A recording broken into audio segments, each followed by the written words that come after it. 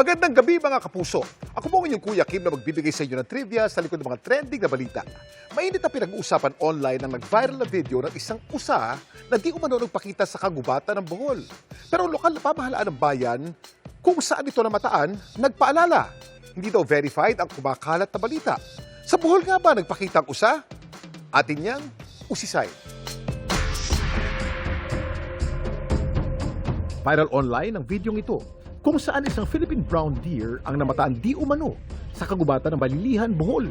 Marami man ang natuwa sa rare sighting, ayon sa lokal na pamahalaan ng Balilihan. Wala raw kumpirmasyon kung sa kanilang bayan nga ito na videohan. Ang usa sa video, isang Rusa Mariana o Philippine brown deer. Endemic o tanging sa Pilipinas lang makikita. Naninirahan ang mga ito sa mga isla ng Luzon, Polillo, Catanduanes, Mindoro, Marinduque, Samar at Mindanao.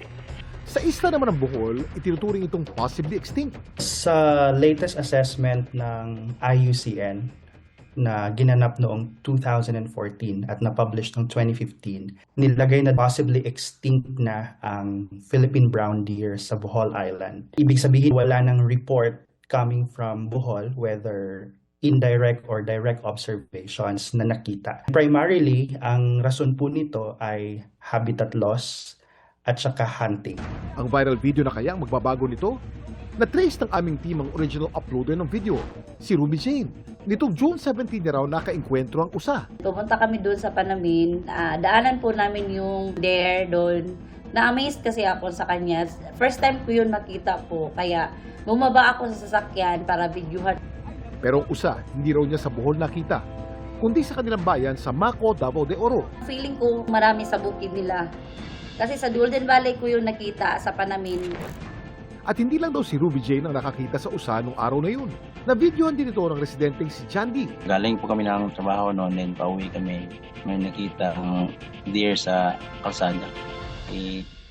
Alam naman namin na hindi pumupunta sa kalsada yan, sa kagubatan yan. And nintuwa namin, binidyohan. Naturally, meron talagang records ng Philippine brown deer sa Mindanao. Hindi ko lang alam kung ano talaga ang situation nito sa Davao de Oro. Pero naturally, mailap talaga ang mga brown deer dahil sila ay wild species.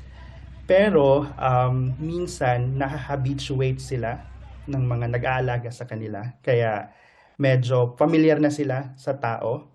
Kaya sumasama na din sila. So, nagiging mailap lang naman sila dahil sa mga threats na na-perceive nila. Isa naman sa nakamamanghang katangian ng mga Philippine brown deer, ang mga malasangan nilang sungay. Alam niyo ba kung saan gawa ito? Kuya Kim! Ano na? Mukha bang mga sanga ng puno ang mga sungay o antlers ng Philippine brown deer? Hindi ito gawa sa kahoy. Gawa ito sa bone o buto na nababalot ng manipis na layer ng balat at blood vessel. Ito ang ginagamit nila pandepensa sa mga predator at sa pag-establish ng dominance. Tanging mga buck o lalaking usa lang ang meron nito, kaya nagsisilbi rin itong palatandaan para sa mga babaeng usa. Samantala, para malaman ang trivia sa likod ng viral na balita, i-post o i-comment lang, #Kuya Kim, ano na? Laging tandaan, importante ang may alam. Ako po si Kuya Kim at sagot ko kayo, 24 oras.